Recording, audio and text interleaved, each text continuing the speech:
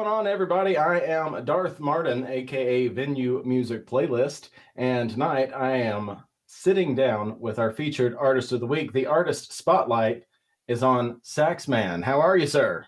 I'm doing great, man. How are you doing today?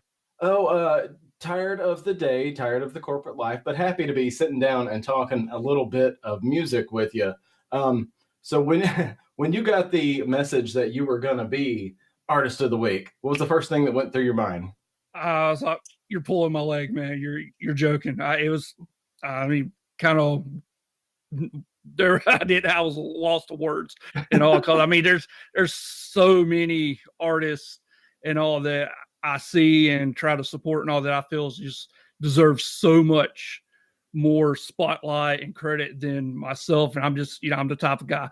I want to be left in the corner and just let me do my thing. And I just watch from afar. And, if you want to pull me in the mix, I'm down for that. But I mean, I was honored to be chosen though, man. I really do. I appreciate the venue and all you guys do, man. It's great. Good, man. Well, I'm glad that it was a happy surprise. You know what? Brace Busy said the same thing. He was like, "No way, really? Am I?" He had the same reaction you did. We do have a lot of artists. We are going to get to a lot of artists for sure.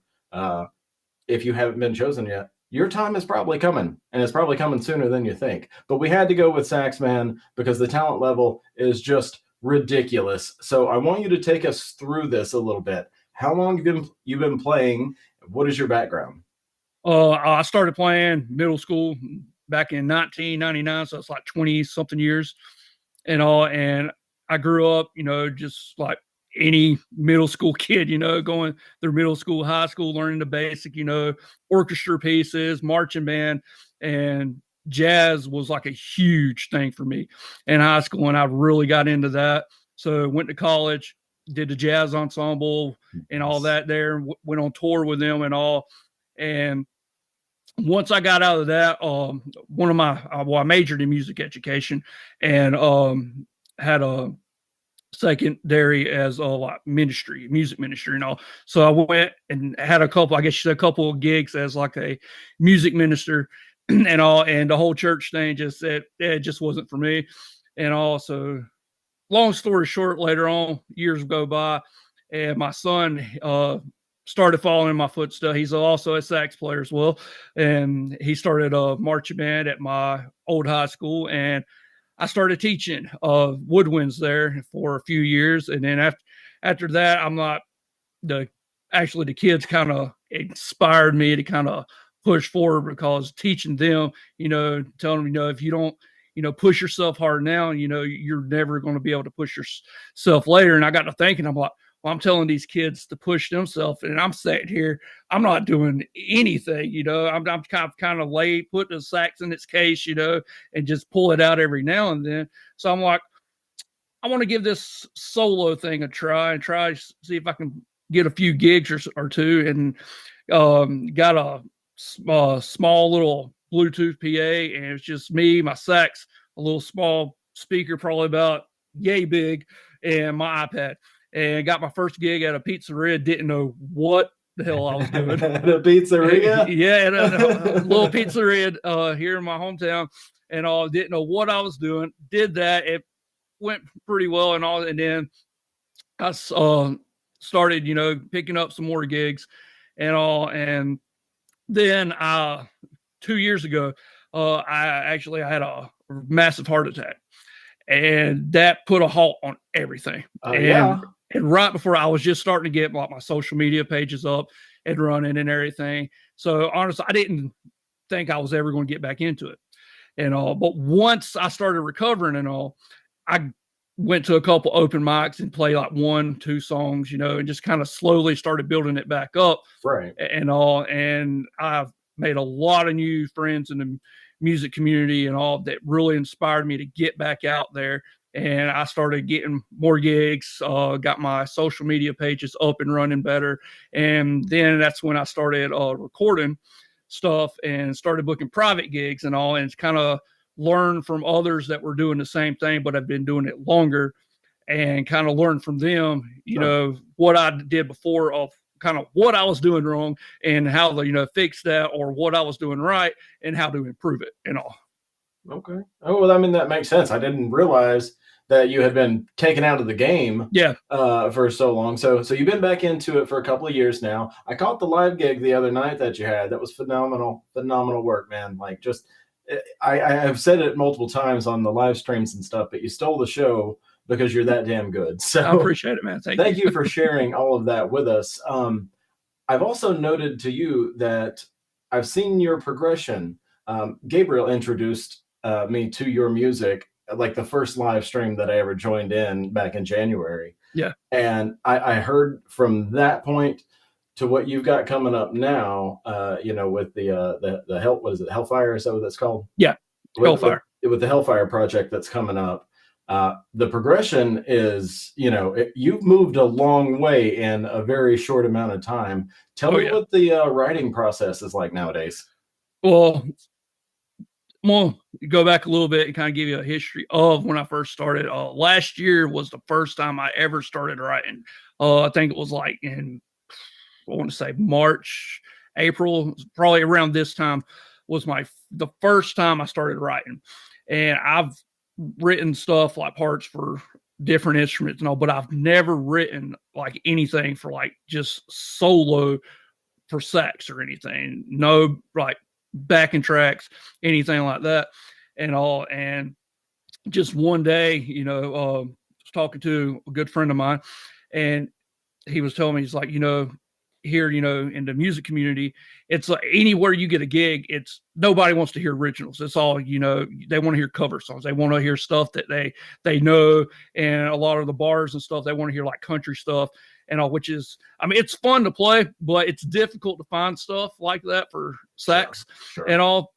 So he basically, he kind of encouraged me, and he's like, dude, he's like, all these artists that that you jam with on open mics and stuff, and all these artists that we all write original stuff. We don't hardly perform them because nobody won't ever listens to them to us, But he said you need to do it. He said, I know you're a different style, and you're not a singer, but you're still an artist. He's like, you try to push yourself and write some original stuff, because he said, I seen the talent and I know you got it in you. And I'm thinking to myself, dude, I'm like, I don't even know where to begin. So I'm sitting, weeks go by and all, and I just get this idea of like something just pops in my head. And I'm having this little tune in my head, and I'm like, well, let me sit down at the piano and see what I can do with that. So I sat down, and my first song for my first album, Just Sax, it started coming together. So I'm like, all right, let's cut the computer on, downloaded some software and all, and started recording. And I'm like, all right, let's see what I can do with the bass. And I mean, all means, I mean, I know enough of bass to get by, but I'm not anywhere near like what I would love to be. So I'm sitting trying to figure a bass part out, figured it out, set at the drums, and started building. And then I'm like, the hard part was the sax. I'm like, man, like I don't even know where to begin. So I'm like, well, I'll just do kind of like I do when I play with like local bands and stuff, and I'll just get the key and just try to, instead of actually writing the notes down, just kind of have it all in my head. So I started doing that from the bottom up. That's how I started. And then now uh, I have a little MIDI keyboard that's got the drum pads and all that stuff and Right. all that I use a lot. And I love it. It makes it so much easier because it's all right here at my little setup that I have, instead of having to hook stuff up, run across the room, run back, hit record, run back and back and forth and everything. And it's really frustrating doing that. I mean, I enjoy it, but the MIDI, it's so much easier because I'm just sitting here and I'm like, I have an idea and just piddle with it. And I'm like, okay, hit record, don't even have to move.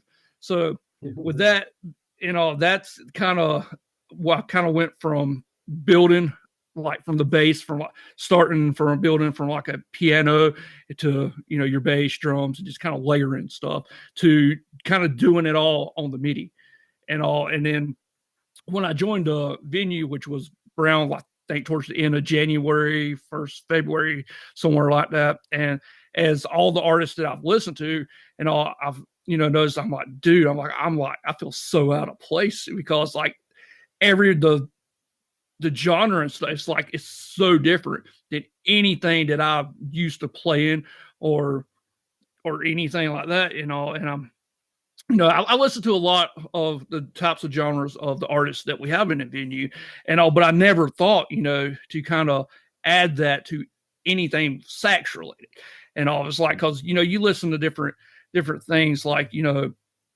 Outkast, Snoop Dogg, stuff like that, you know, and all.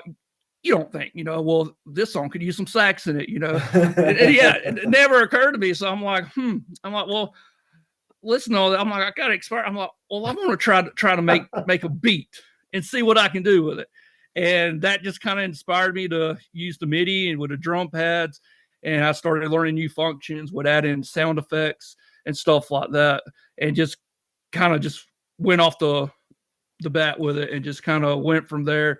And I love having, like, when making music, I want to make it to where it's different. I don't want to make something where it's like, oh, this sounds like, you know, this artist and all. No, I want it to be where you hear it and you're like, well, that's different, but I like it. You know, yeah, I want to be different. I don't want to be known as, oh, that's that guy that sounds like this dude. I want to be, you know, oh, that guy, he's, you know, he's original. He sounds like himself. No one else is even, you know, close to his sound. And that's kind of what I do. That's why, you know, the albums and stuff that the original stuff you listen to, you probably see that there's nothing that's the same on any albums that I've done yet. So, and that's kind of what I'm going for. Every album that I do, I want it to be different than the last album, and I want it to be kind of, you know, out there too, where, you know, someone, you listen to it and they're like, that is weird as hell, you know, but it's a good weird, you know. A good weird. I mean, Yeah, I feel where you're coming from because I too am a little bit out of my genre and out of my realm.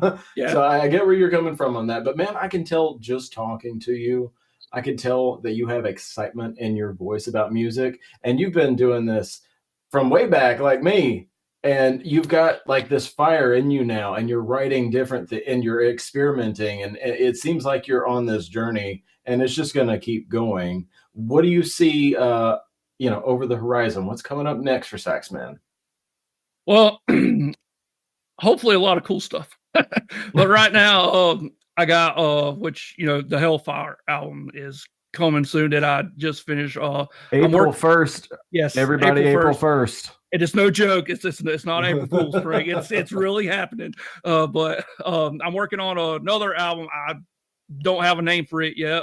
But I'm working on some really cool stuff with You that. are It's, flying, man. You are yeah, flying through these musics. it's going to be different. I have, like, I think like 2 songs complete off of it, so I still have a few other songs to build and finish. And I'm currently working on a collaboration album with a good friend of mine, CJ Brewer, a guy from one of the lives that I did, and we're working on a cover gig, doing a bunch of different stuff. That'll be fun. Yeah, oh yeah, it's been really fun working on it. We got some Fall Out Boy stuff on there, Billy Joel. I mean, it's kind of, you know, it's a little kind of all over the place, but Eclectic. it's, Eclectic yes, sounds better than all over the yes. place.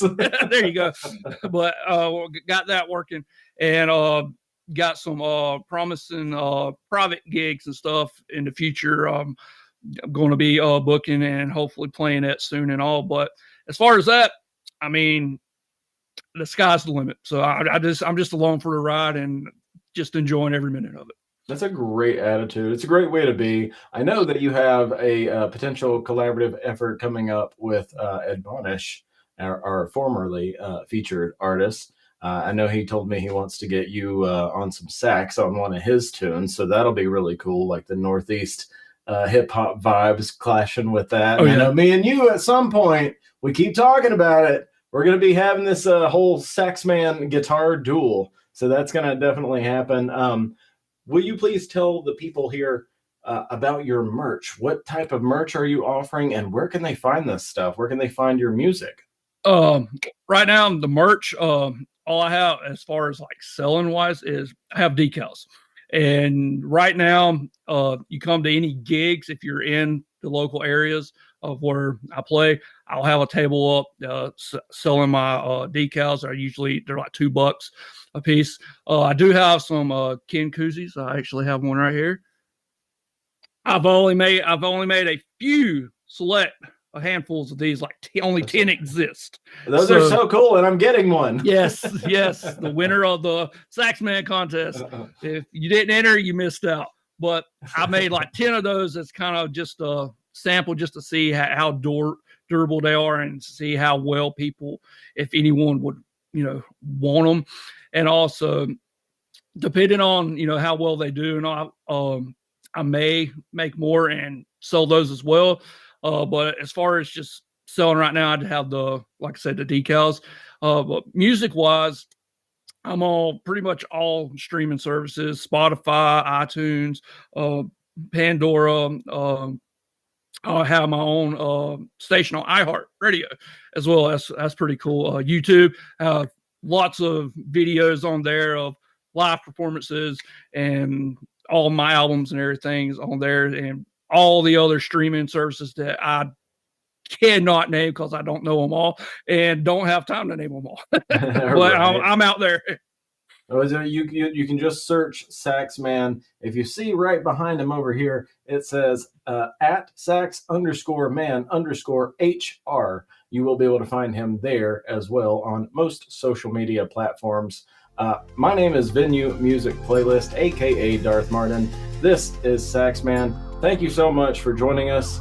Let's go ahead and sign off, and we'll see you guys next time. I appreciate it, man. Thanks for having me. Thank you.